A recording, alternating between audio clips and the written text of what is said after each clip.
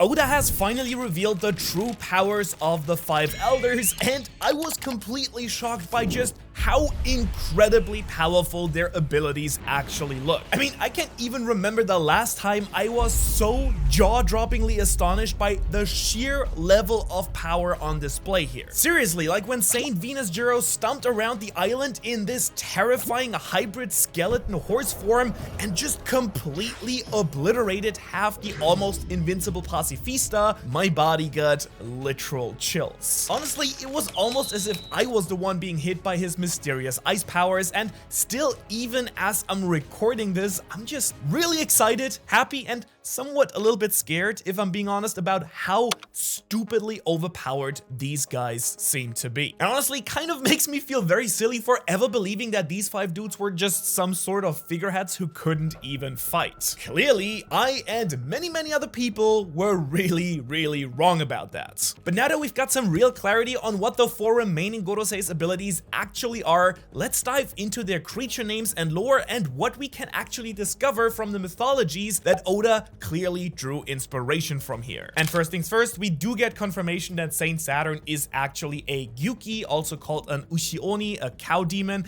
and obviously no surprises there since it very clearly resembles the ancient Japanese yokai and can even use poison, as we just saw a few chapters ago. So really, as expected, and nothing new here. So onto the new Elder Stars though, because in this chapter we learned that Saint Shepherd Jupiter, who is this tall guy with the neck scar, can actually transform into this giant sandworm, which looks like it just crawled straight out of my nightmares. Looking at it, I mean, the kind of perfectly straight teeth are kind of a little bit hilarious in contrast, if I'm being honest. But in all seriousness though, this thing is wickedly scary with a power that I think many of us are probably overlooking, because while you might be confused about Jupiter's transformation because this isn't a traditional Japanese yokai, there are still a few things that we can learn from real sandworms that could really hint at Jupiter's real powers, one of which could literally change the entire One Piece world. Because as we so clearly see in this chapter, the sandworm can burrow underground to create these massive tunnels and then burst out of the ground wherever and whenever it wants. Which is just a stupidly absurd power that I'm still really trying to wrap my head around how that's even possible, because now I'm wondering what the limits of Jupiter's powers actually are here. Oh yeah, I should probably explain. At first glance, being able to burrow underground may not sound all that great in a world filled mostly with water, but what I'm thinking is that I wonder if Jupiter can actually create so many tunnels on an island that the whole island itself becomes unstable and collapses from underneath. Like, talk about island destructing abilities right there. Plus, maybe he can just tunnel under the seabed and just connect islands that way. And it's also ridiculously tough to imagine just how truly absurdly big this worm actually is, but since Saint Saturn is almost giant-sized himself, and then since Jupiter's worm form is way bigger than even that, this is just a truly massive, colossal monster that we're looking at right here, literal kaiju level. Honestly, I'm thinking at least as large as Kaido's dragon form, but probably even a lot bigger than that, which means that if he really wanted to, then he could probably actually destroy the red line or something like that if he really tried. Am I getting way off topic here? Well, I feel like the possibilities with just this first devil fruit are just truly endless with the reveals that we got in this chapter. And on top of Jupiter's massive size and burrowing, you may not know this, but real sandworms are known to be able to create a kind of sticky mucus that actually holds their tunnels together. So I wouldn't even be surprised to see Jupiter spit out some kind of sticky mucus as well that can also trap his enemies here. Now, clearly he is not untouchable, as we saw at the end of this chapter, but we'll discuss that insane scene as well in just a few minutes. What is really funny though, I think, is that Saint Shepherd's true form perfectly illustrates just how much Oda can make fools out of all of us sometimes if he wants to, because if you look back at chapter 1085, when the Gorosei transformed for the very first time in the manga, we can see a pretty big difference for some of these characters from their silhouettes to what they now actually look like. Especially considering that their true size is nowhere near accurate back in chapter 1085. So yeah, it just goes to show you that Oda can always change change things up if he wants to, up until the very moment he revealed something. But what's way more important here though is the detail that was put into Saint Topman Mercury's design here with this giant boar-like creature. I mean, this is just a tremendously ferocious looking figure with those enormous 4 tusks sticking out of his mouth. Like, personally, I just love the splotches on the tusks that kind of match the marks that he has on his head in his human form as well. And while this creature is called a Hoki, I honestly couldn't find any real mythological information about it at all trying to research this. So maybe I'm missing something. If so, let me know in the comments, or maybe Oda just wanted to draw a giant pig again. I'm not quite sure, but let me know what you think. However, this isn't the first time that Oda's drawing a large pig creature, because in case you forgot, we did have this mountain god of Wano, which also was a giant boar that rampaged throughout the flower capital before it was cut down by everyone's favorite boiled samurai, Kozuki Oden. And so maybe Saint Mercury's original boar form is actually somehow related to the mountain god of Wano in some way. I mean, we don't know for sure, although Mercury's tusks do come from his upper lip, whereas the mountain gods are clearly on the bottom, so it's kind of possible that they aren't even related in any way at all. But be that as it may, still, can you just imagine staring down this massive thing while it's charging full speed at you like a living mountain?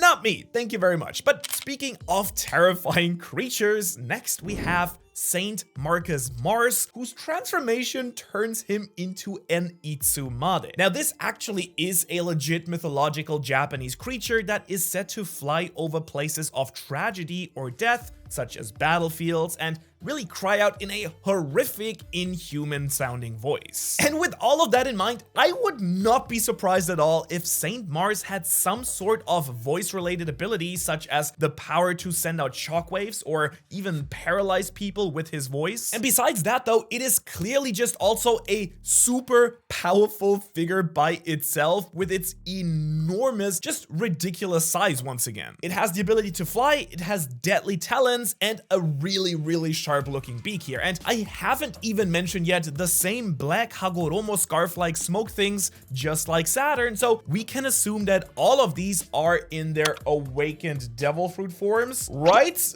Well, that is assuming, of course, that they are devil fruits, but again, we will discuss that in just a moment as well. However, as horrifying as Mars's Itsumade form actually looks, again, insane, all of these, nothing, and I mean nothing, was as impressive to me this chapter as Saint Ether Baron Venus Juro's skeleton horse transformation. Because I mean, come on, I mean, look at this thing. The monstrous skull and beak, the long neck, and the ribcage completely exposed. Truly the stuff of literal nightmares. And I know right now that I'm kind of fanboying a little bit over this right here, but come on, how can we not appreciate this moment for just how insanely awesome it actually is in the story? And Saint Venus Juro actually gave us more action out of any Gorosei in this chapter, because in literal seconds, he galloped around almost the entire island, completely wiping out half the pacifista by freezing their inner circuits. And yes, we will talk more about these mysterious ice powers as well in just a moment, but man, just last chapter alone, we were all wondering how anyone could even stand up to this seemingly invincible force of powerful robots, but that just goes to show you how absurdly powerful all of the Gorosei actually are. Back to Venus Juro's transformation here though, Oda's inspiration for this creature is a little bit confusing to me. I mean, it could just be that he wanted an awesome design, and that's just that, because there is, again, I think, no clear Japanese yokai or mythical creature that does appear to be a skeletal horse. However, there are other ancient sources and mythologies that we can draw from, because one of the first things that came to mind for me was the 4 horsemen of the apocalypse from the Christian Bible. Now, in case you don't know the story, the 4 horsemen are unleashed onto the world representing 4 different curses, which are conquest, war, famine, and death. And if we're comparing this to Saint Venus Juro, well, it isn't really clear that he represents any of those specifically, but it could have been still a source of inspiration for Oda here. And what's way more shocking anyways here is that Venus Juro actually gave us 2 clues about the true nature of the Gorosei's powers in this chapter.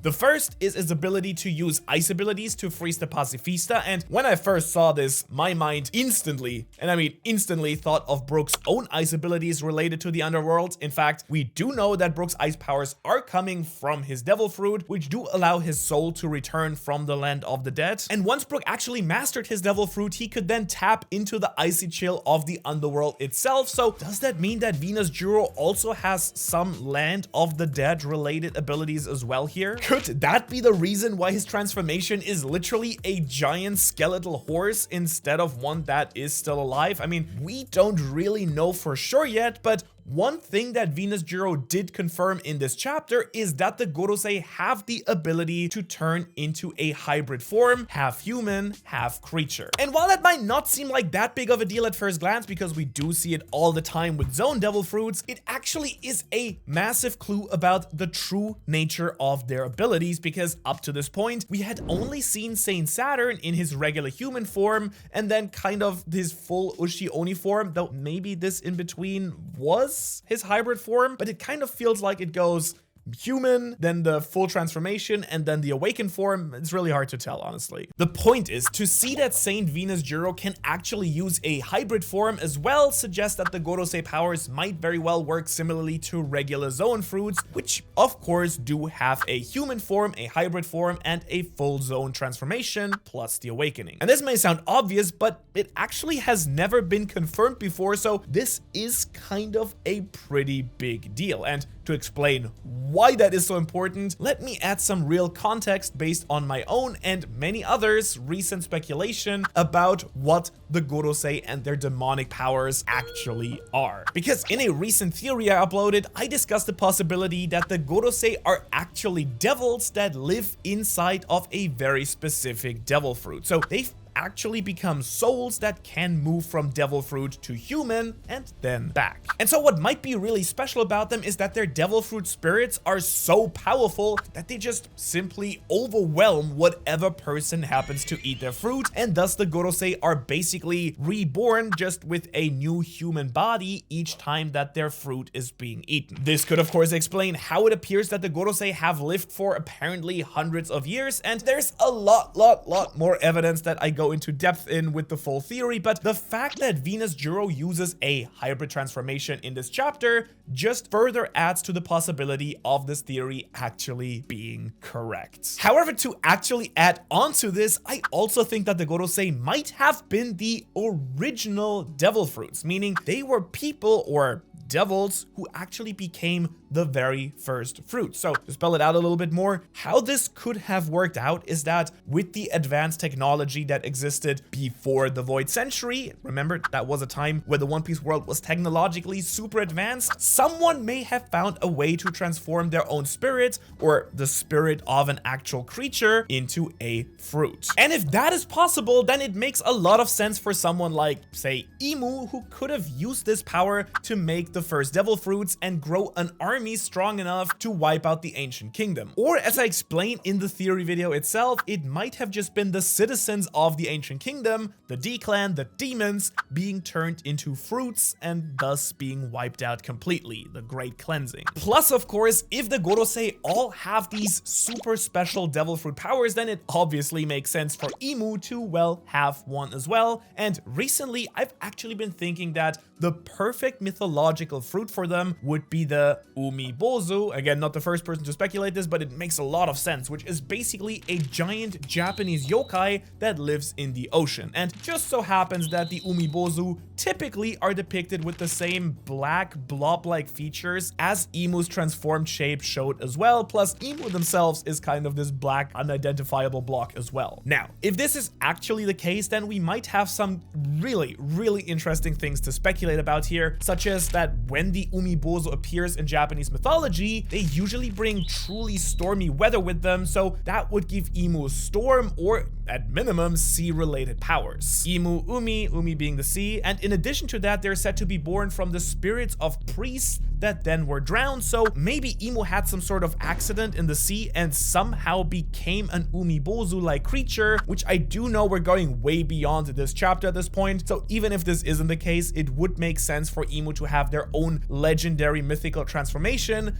just like we've seen from the Gorosei in this chapter. Which honestly is absolutely mind-boggling enough on its own, but to top it all off, do you remember the old queen of Alabasta, Nefertari di Lily? Well, we first learned about her back in chapter 1084, and then one chapter later, we learned that Lily committed some sort of really grave mistake or crime that dealt a serious blow to the current world government. So probably it was a good thing. Now, at the time, Imu told us that this crime was mostly related to spreading the poneglyphs around the world, but what if that wasn't all that she did? In other words, what if Lily used the same power on herself or others to create an entire host of devil fruits that were then spread all throughout the world? Meaning that the devil fruits, kind of like the poneglyphs, might be a way to preserve parts of the ancient kingdom. Again, just a theory, but when I saw Saint Venus Juro use his hybrid form, it just made me think even more that the Gorosei do indeed use devil fruit powers, or again, are devils, but kind of have been consumed by people to get rebirth throughout history. And speaking of hybrid forms and legendary fruits, I'm now really wondering if we've never actually seen Luffy's hybrid zone transformation so far. I mean, obviously, he has his regular form and then his gear 5th form, and you might argue that his gear 2nd, 3rd, and 4th forms are like his hybrid forms, but I'm honestly not super sure about that. And since we do know that hybrid forms are usually the most powerful zone transformations, I really wouldn't be surprised if Oda was keeping this one under wraps still to use at some later time in the story. Gear 6, and actually I've been wanting to work on a Gear 6 theory video, what that could look like, but that's for another day. What I can't get over here is the simple, brutal final spread of this chapter though. I mean, the emotional roller coaster of the shock of seeing Luffy swallowed by Saint Jupiter, to then the kind of absurd excitement that you feel at seeing the giants literally decapitate the giant worm, like clean off with the head. That was just a complete 180-degree turn for me. And then Luffy emerging to see the giants for the first time in nearly 1,000 chapters was just so amazing as a longtime fan of the series. But as cool as it was, once again, there are also some really interesting little details to break down in this final scene as well. First off, we just have to assume that Saint Jupiter is absolutely not dead here. I mean, no way he's just gonna show up and get killed straight away, so that means that he must have healing abilities very similar to Saint Saturn, which is kind of what we all assumed, that the Gorosei all have these really weird kind of invulnerability powers. But still, it was always possible that the healing was kind of unique to Saturn, but with Jupiter having such a terrible wound and him very much being guaranteed to survive this, it makes sense that he would be able to heal that right away as well. But that is not the only interesting detail in this final scene, because if you look at the giants' incredible dual attack, you might have noticed the name of their attack is Sunsaw, which at first glance doesn't mean much, but it kind of got me thinking about why they use the word sun in their attack here specifically, because as we learned in chapter 1106, they clearly know about Luffy's sun god title at this point. So I do have to wonder, did they use that attack specifically because they wanted to show respect to Luffy, the sun god, or is there some deeper sun mythology that the giants believe about sun god Nika and Joy Boy as well? I mean, that is certainly what I personally would love to see myself, but we'll just have to wait and find out, probably a bit later in the story, maybe on Elbaf, maybe a bit earlier. But I wouldn't be surprised if many of you also ignored this next major detail, because in this chapter we also learned that 3 minutes have already passed on our 10-minute Vegapunk timer, which again kind of feels very arbitrary, but we'll let that one go. But my point being is that with 3 minutes already passed, I mean, it was actually pretty surprising to me that we've already made a few minutes progress, 33% of the timer, because usually when we get any of these countdown situations, it lasts for 10 or even more chapters. But I mean, to see it go down a few minutes straight away in one chapter is actually quite encouraging that we might reach the a legendary lore drop sooner rather than later. So we might not have to wait until chapter 1120 after all. But now let's shift to one part of the chapter that many of you were surely waiting for me to discuss as well, because after nearly 6 months of real world time, Zoro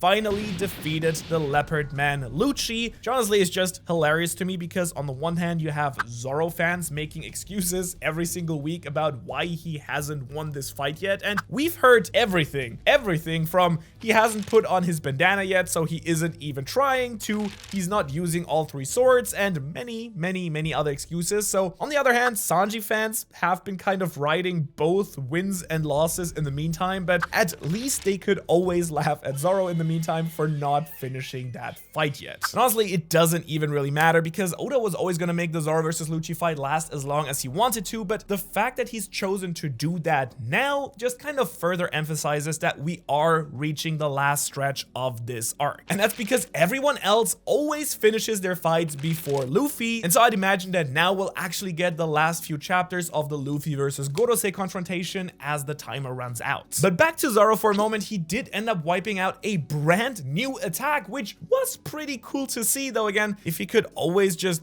one-shot Lucci at any point, it's a kind of bit weird that he didn't do that much earlier, but again, we're not questioning that. And actually, this might not even be the end of Zoro's fights on Egghead Island, because as we saw, Venus Juro is wielding his sword with kind of deadly efficiency, taking out Pacifista left and right, and on top of that, it also appears that Venus Juro's sword is black, which could mean it is a legendary black blade, just like Yoru, the sword of the world's strongest swordsman, or I mean, maybe he could have just been coating it with haki, but it does look like a black blade. We aren't sure, but we've long speculated that this might actually be the famous Shodai Katatsu, which is an upgraded version of Zoro's own cursed blade, the Sandai Katetsu. And so honestly, I would not be surprised at all if Zoro does end up clashing with the skeletal swordsman so that Zoro can actually learn who owns the last of these legendary cursed blades, which he has always shown a quite serious interest in. Whatever the case though, we do know that the Gorosei's truly insane transformations here are certainly some level cursed, because we do have to remember that they were actually summoned here with those really strange magical circles, so that somehow connected their room in Marijoa all the way to Egghead Islands. In other words, what is this? A devil fruit power, a contract with an actual ancient devil, or maybe the lingering power of some sort of ancient god?